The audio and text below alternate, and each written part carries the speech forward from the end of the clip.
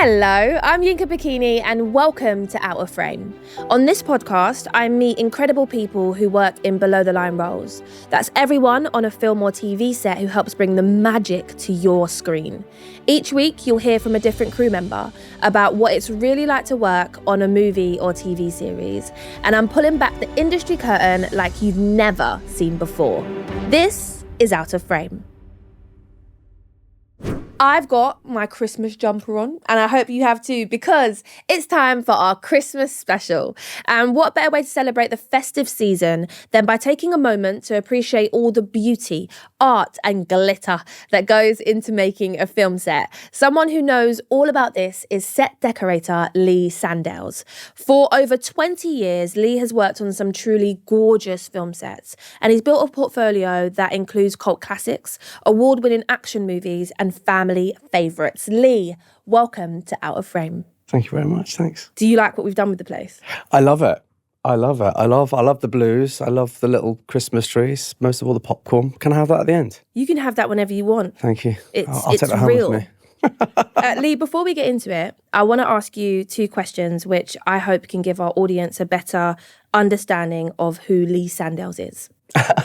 First off, what's the last film that you watched that really inspired you? Actually, the last film I watched was about a week ago, and I rewatched The Sound of Music. Nice. And I just love that. There's just something about it. It's just like, it's beautiful, it's epic, it's about family, it's about love, you know, all the most important things. Well, there's no wrong answers for this question. It doesn't have to be a new film.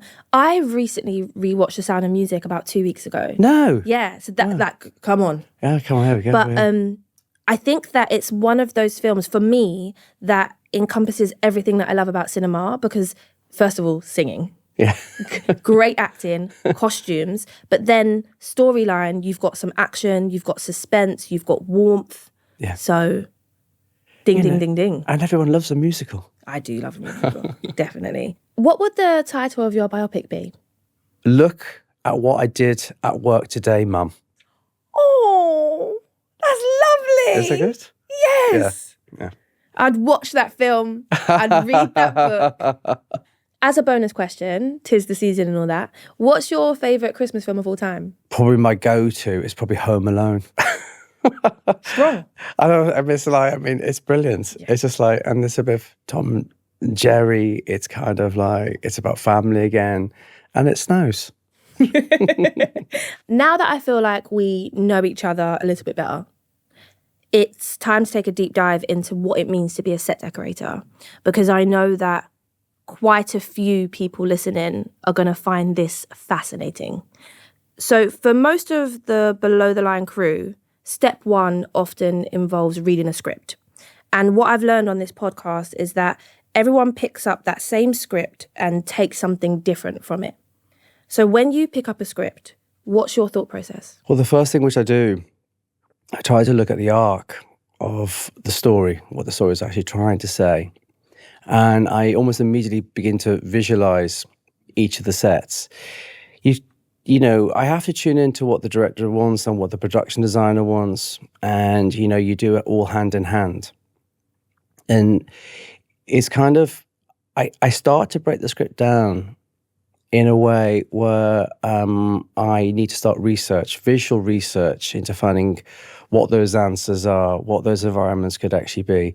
And the research is very varied. You know, if we were to have an interior of a bar, you know, I might go back to looking at like a speakeasy of the 1930s or to like a contemporary pub, you know, but I try and find a language which I feel is, I'm tuning into what that scene is. I'm tuning into what the designer has actually shown me, what I've listened to from the director. And from that visual research, I start to build a mood board or like a portfolio of somehow that could be the answer. As a set decorator, I imagine that you have to be on set during the very first stages. So can you take me through exactly what a process like that is like? My job, I mean, I work hand in hand with a production designer, and the designer will create the architecture. And if you're in a room, it's the four walls of the room. And then I come along, and then I input basically, you know, the furniture and everything else which actually goes with that. and I basically start the process of actually, once I created like the mood board, going to find it all. I have to go and find all this stuff. It's really, and in London and in Manchester, we have large prop houses, which you can go and you can find elements, furniture and what we call smalls, which are the small kind of objects. Like cups. Like cups and the trees and the presents and it has to be the right cup and it has to be the right table. And then I also travel afar. I travel around kind of the UK and Europe, and I work with a production buyer called Kate Venner, who we do it hand in hand, and it's a brilliant partnership, and it's lasted 18 years. And we start to purchase things and buy things and source things, and you create a portfolio for each of the environments. And then from that, you then start to work out how you're going to use all this stuff. And I hate waste, so I try to use everything I have, everything in the arsenal. And then you start to then paint a picture with it. I will walk onto the set, and I've probably already worked out in my head or on plans or a drawing where everything goes, and then I start to place everything. Sometimes it works first time, sometimes, and then sometimes it actually doesn't. So on Wicked, it was a musical, of course, and we had movement and singing and performance. Things flying everywhere.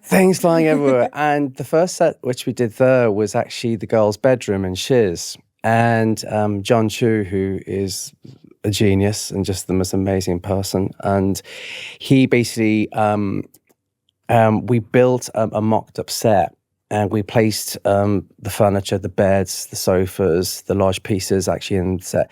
And from the rehearsal processes of movement and singing, we then developed all the things which we needed, popular, with the contraptions when, Ari's flying around the room, and we worked with the actors. And that was the first time I'd ever done that, and I enjoyed it so much. And it was such a rewarding process.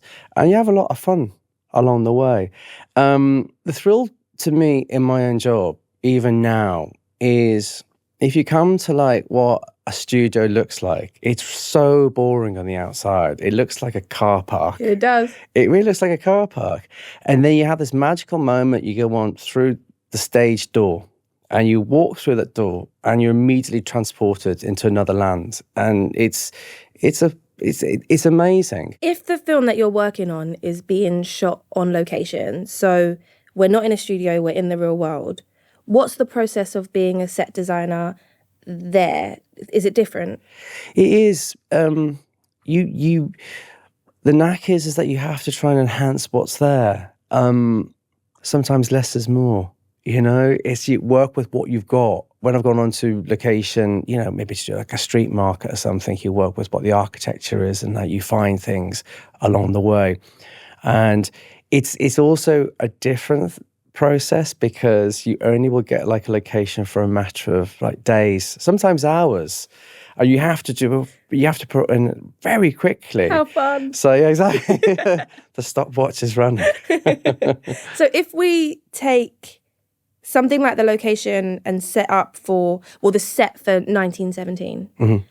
How does that come together? We shot on location in Glasgow. Mm-hmm. We shot the canal scene, the bridge when our hero walks over and is being shot at by like a sniper. We went on a recce up to Glasgow, and it had the perfect arrangement of water, the height of the building, the ground around it. It was all there. We just need to just enhance it. We just need to just put a broken bridge in.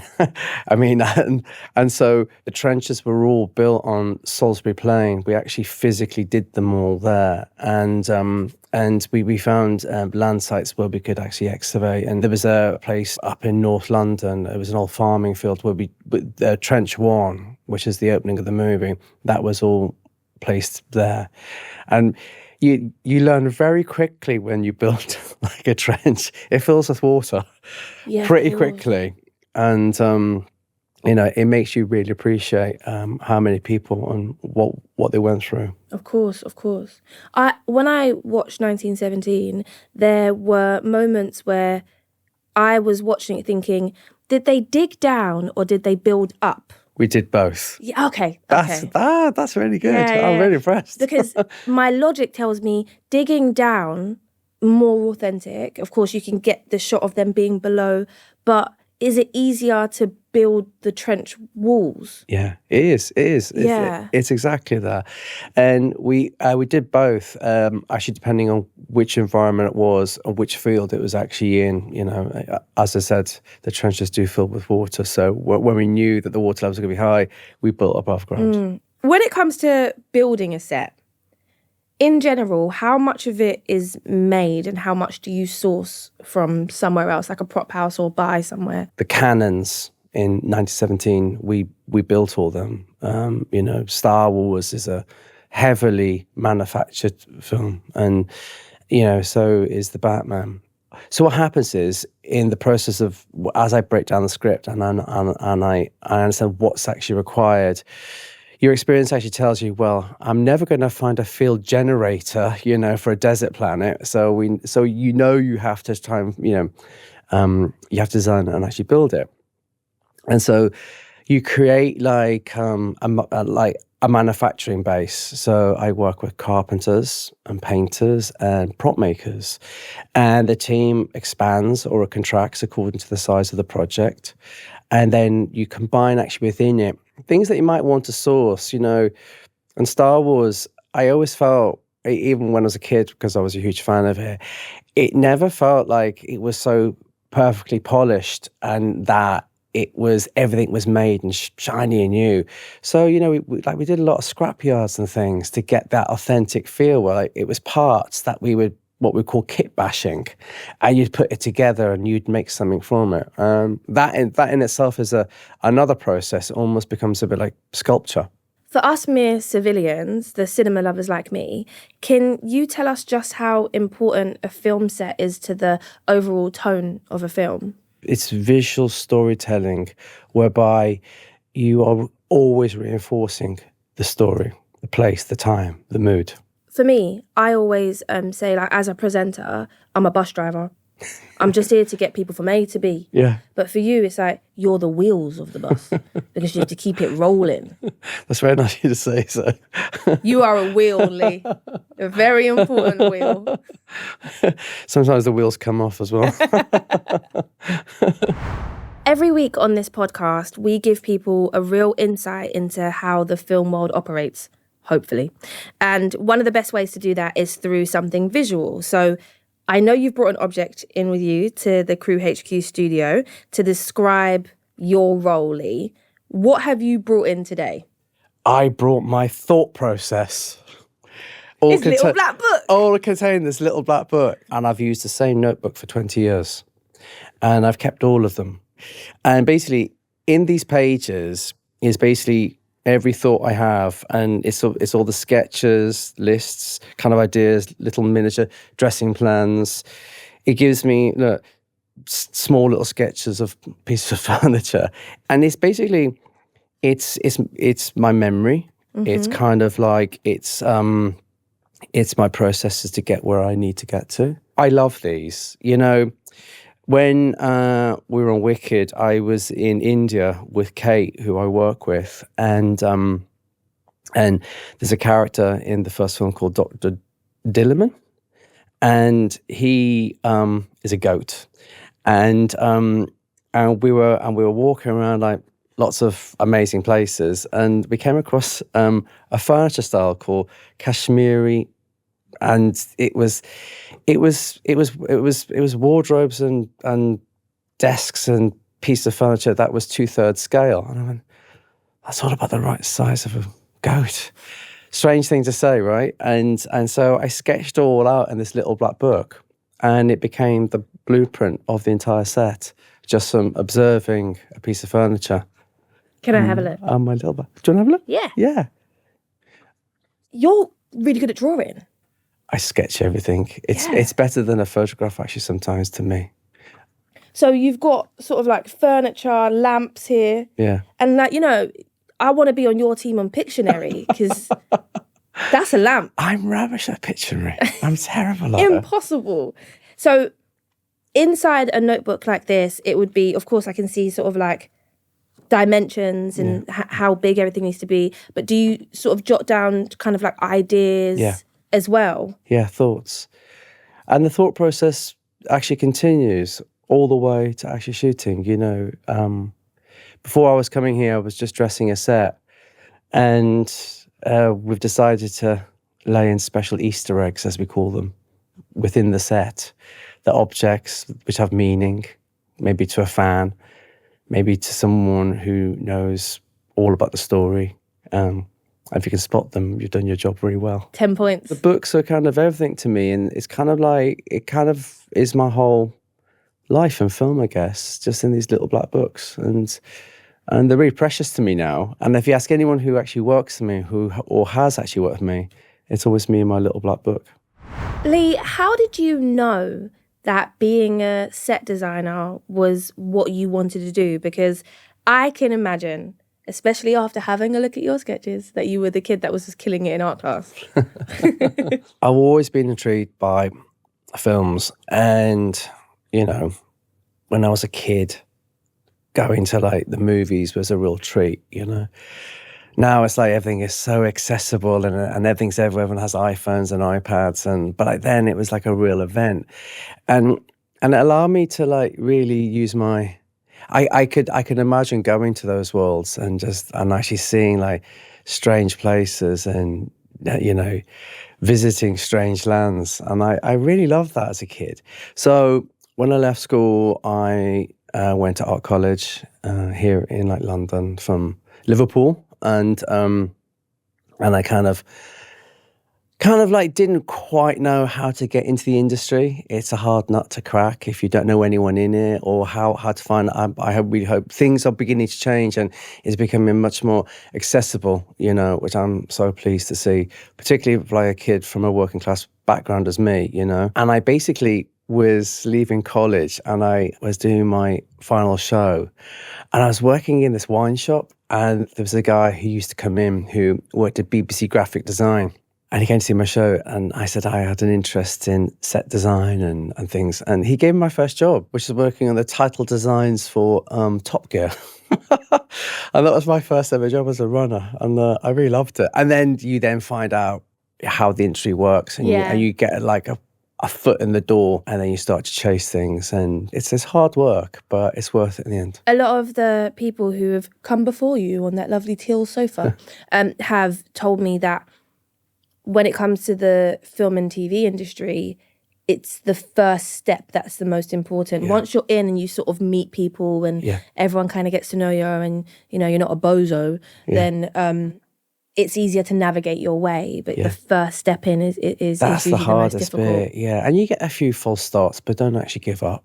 Honestly, keep on pushing it. If you want it, it will eventually come. Your CV, it kind of reads like a list of my personal favourite films. So, of course, Harry Potter, Charlie and the Chocolate Factory, The Dark Knight, National Treasure. I mean, I am Nicolas Cage's #1 fan. And they've all been brought to life by the work of Lee Sandales. So first of all, thank you. But I imagine that these projects were a ridiculous amount of fun.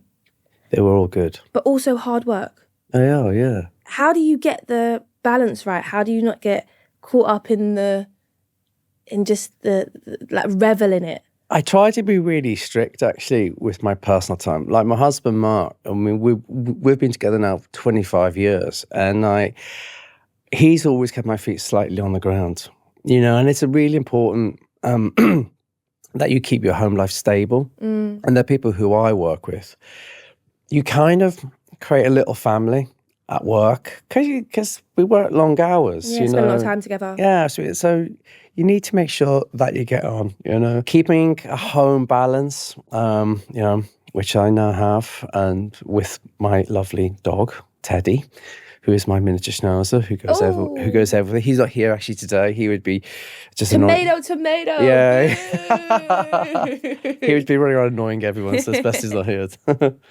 With something like Charlie and the Chocolate Factory, when you have a blueprint, there's a book that exists, it's sort of just gets the imagination going, but it's also open to being changed. Where do you start? We actually started that film in quite an abstract way. We actually started with the colours of the film, sweets, candies, chocolate. And the first thing I did was to find as many different coloured sweets as I possibly could. Did you eat them all as well? We did try quite a lot, actually. Yeah, we did. And we did it on Wonka as well.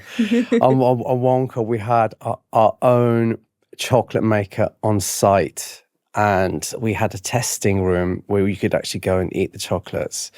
They were really amazing. So with Charlie, we created almost like an A to Z of colour, from black all the way through to white in every colour.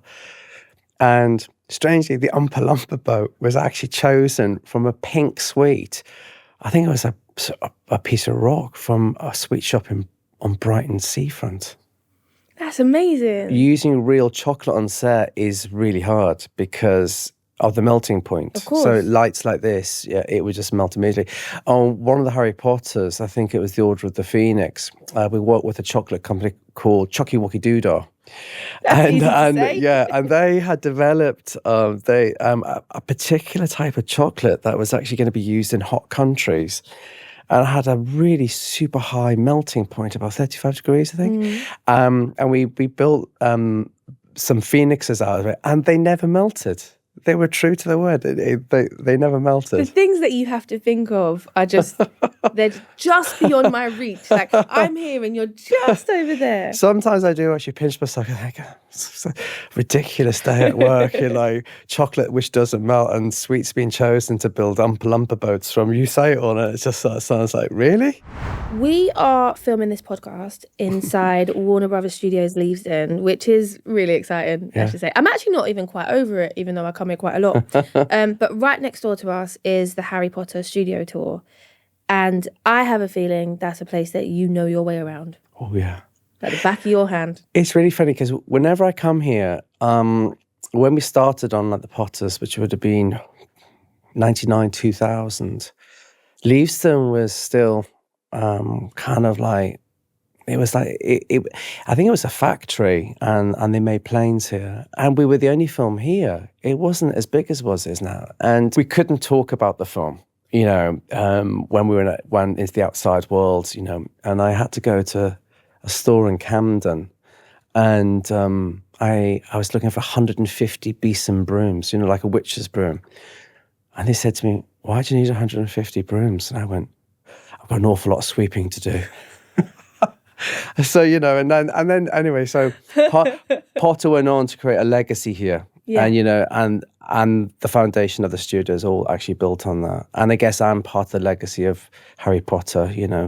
Stephanie passed on what she had learned to me, and I'm passing it on to everyone else. The set for Harry Potter is so, so, so well loved. And, I think part of that is the detail. You've got the Forbidden Forest, Diagon Alley, the Great Hall. What was it like to work on it? It was magical. It was phenomenal. I've never done anything like it. It was just like, it was like you were in a real place, a real school, And of course, all the spaces which are in between the stages, which are just corridors and big spaces made of concrete and metal, and they're just posts and things. You'd see the cast of all these kids in wizards gowns just running around, and it felt like you were in the halls of a school. It was amazing. The Great Hall, actually. There's I think it's called the Hourglass Clock or something at the back of the set, and it was like every time the house points were one, a bead would go down at down the hourglass, and I think one of them was red, blue, gold, and green. I think and I had to buy all the beads to go in the hourglass, and we actually caused a UK shortage of beads. Because we had them all. Christmas in Harry Potter is I would say it looks so cozy and rich, and it's really a moment in quite a lot of the films, especially the earlier ones. Are there any details that you kind of look back at now and sort of smile, or no? Oh yeah, it was the food. The food scenes. we learned so much from like how to do banqueting scenes. It was like, we, we actually started off with you work with like a stylist who creates like the food and things, and we were looking at turkeys and roasting the turkeys, and then we were then actually thinking about, could we actually roast 100 turkeys? How could you roast 100 turkeys? And anyway, we ended up molding all the food, so none of it's real. It's just like, it just made it so much easier. I mean, like, it was just like dealing with like, I mean, as much as the kids wanted real food, it was just so impractical.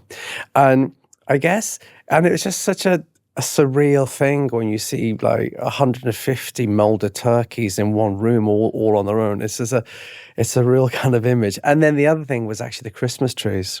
We made all the Christmas trees, and the scale of them was so big, and like they had their own storeroom, so you could walk into the Christmas storeroom with the turkeys and the Christmas trees. It was like a grotto. Yeah. Any time of year, it's April, but you feel like it's December. Yeah, exactly. At this point, I'm going to have to big you up because you mentioned it, but one of your most recent projects was Wicked, and that film won you both an Oscar and your second BAFTA in Best Production Design, shared, of course, with the very talented Nathan Crowley. So first of all, congratulations. Thank you. You seem so humble from our conversation, so I bet you're loving this. Wicked has been incredibly popular. Very popular. Very, very. What was it like to create some of those scenes? With Wicked, we started with the girls' dorm, and then we went into all the other worlds of Munchkinland, Shiz, and then eventually the Emerald City. And the challenge for me was to find each of the portfolios, each of the looks, Strangely, Munchkinland was actually one of the more easier ones, because we just went with this whole process that they were kind of like farmers, and they were farming tulips to make like hemp or some form of hemp from the stalk to make cloth, and then the heads of the tulips became these dyeing baths. So I found that really quickly, and we could create a language for a reason why the village was actually even there. Shiz was a bit harder. It was like, a cross between kind of an Indian palace and Venice, and for that, we had to create the boats for it and the dock, and then the language of what Shiz was, which we leaned into like an Anglo-Indian look. And that was really hard. That was, of course, Nathan had actually given me sets that was all curved walls and curved ceilings, and nothing was straight, and so nothing fitted. So we had to make almost everything for Shiz. And then the Emerald City, well, that was just amazing. It kind of evolved all on its own, and without me even realizing it, it became like an amusement park, like a fairground, like a period, like wonderful world, and so each one was a distinct world, and that was the biggest challenge, is just to find each look for each set. Lee, something that you've spoken about even today is growing up in a working class household in Liverpool. So to come from such humble beginnings to now being part of Hollywood, baby, that's a story that our listeners, they're going to find it so inspiring. Oh, thanks. What would your advice be to anybody at the start of their career? Like maybe right now they're feeling as though every room they walk into, it's somewhere they don't belong. Don't give up. Don't give up. I mean, the start is always really hard. A beginning is always a delicate time. It's kind of like when you're finding your feet. Try and do as many running jobs as you can. I think they call it like a PA now, and try and learn everything that you possibly can, but don't give up. I think one of the hardest things is just trying to get your foot into the door. And here, CrewHQ, it's brilliant. It's an opportunity for everybody, and contact your local film office. Try and actually make some contacts there. They know all the productions which the industry is kind of like, it's quite London centric, which is hard. You know, if you're a kid coming from kind of anywhere outside of London, you have to find money for rent, you have to then find a car, but you get your first job and it's kind of worth it. But, if you see a film and there's something about it which you like, try and find the person's name in the credits, see if you can find anything about them, and always be polite, and try and be as positive as, as you can. God, it's like I'm talking to myself if I was a kid, I guess proactive, polite. Yeah. Proactive. Yeah. Polite. Polite. Yeah. Yeah, the 2 Ps. Yeah, the 2 Ps. Lee, there's no doubt in my mind that you are a true expert of the world of film. But are you also an expert when it comes to film trivia? Oh. Yeah. You thought I forgot, didn't you? My specialist subject. You have chosen a specialist subject within the world of film and TV before coming into the CrewHQ studio today. And now it's time to face the music, because the topic you've chosen is classic Steven Spielberg films. Arguably one of the best filmmakers of all time. What do you love about Spielberg's work? See, I could have chosen something like Truffaut or Fellini, but then I thought, well, I don't know much about them. I know the movies, right? So I went back to my childhood where it all actually started. So, are you going to fire away? It's fine. There's nothing at stake. Just Christmas joy. Christmas joy. Yeah. Absolutely. We've got 3 questions. Go on then. They are multiple choice. And if I get them wrong, do I still get my popcorn? Yeah, I mean, you would do me a favour. Are you ready? Yes. Okay. Question number 1. What is the name of the New England resort where Jaws takes place? Is it A, Nantucket Island, B, New Leaf Island, or C, Amity Island? I'm going to take a wild stab in the dark. I don't know quite the answer. I'm going to go with Nantucket. Oh, the answer is C. I knew Island. it was C. You've got to trust your gut, Lee. See, the shark's in the sea. It's really obvious. Yeah. I didn't know the answer to that. It's just written down.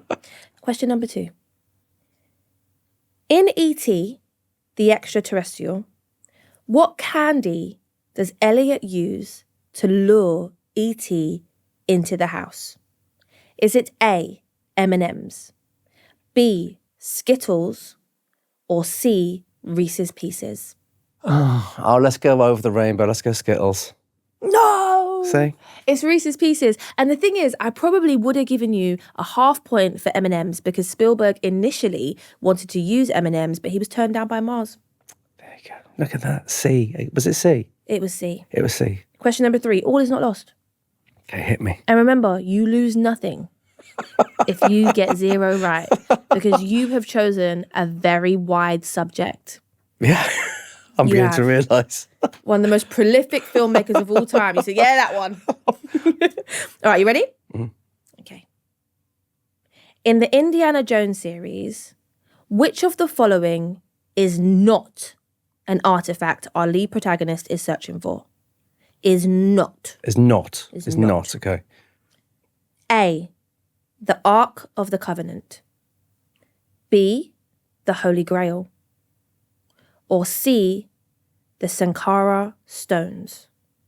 I think it's C. You think it's C? I think it's definitely C. You think it's C, the Sankara Stones? Let's go with the Stones. Ding, ding, ding, ding, ding, ding, ding. I got 1 right. It's not bad. Yeah, you got 1 I out of am 3. a film buff. You can leave here with your head not too low. Not up here, but just like eye level. And I get my popcorn. You Brilliant. get the popcorn. Amazing. You can even have mine. I always say this, but today I always mean it, but I mean it. Yeah. I have enjoyed speaking to you. Oh, thank you. I think that you are fabulous and your job is bad boy. And I feel like I can go to the movies now with a new appreciation for location and for the film and what it takes to create a set. I'm going to watch it even more analytically than before and wonder why the drapes are doing that. But for the people who are listening, who would love to be a set decorator, what do you think is a good first step? You go in at any department level as an assistant and try and remain in that role as long as you can. Try and learn everything that you possibly can. And when you feel like you're ready to move up, just do that role one more time. So you got it in the bag, then move up and then carry on like the process. It's a long journey, and there's no rush. When you think about the people that you've worked with over your career, what kind of person do you want on your team?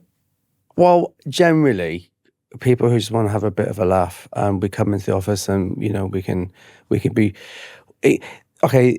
There is a hierarchy. I kind of have to be slightly in charge, but like I see myself more like a shepherd herding the flock rather than anyone's boss, really. And I try to make sure that everyone is having a nice time. But as long as people are there to work hard and to do their best, I'm very happy with that. Lee, you've blessed us with so many gems through this conversation. Before you go, though, I would love to end with one final piece of wisdom from you. So what would your number one piece of advice be for anyone who is on day one of their first production? Smile. Don't be nervous. No one's going to bite. Put energy into your job every day. To put lots of energy into it. And really observe what goes on in like the space, in like the office, the room, just see how all of the nuances work around the room, the interaction of people, and really, really listen.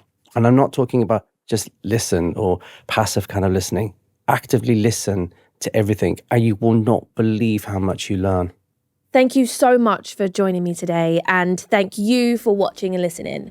We're taking a Christmas break for the holidays, and I'll see you in 2026. Until then, you can listen and watch back all of our previous episodes right now, including my conversation with the remarkable animal wrangler Jules Topman or Academy Award-winning cinematographer James Friend.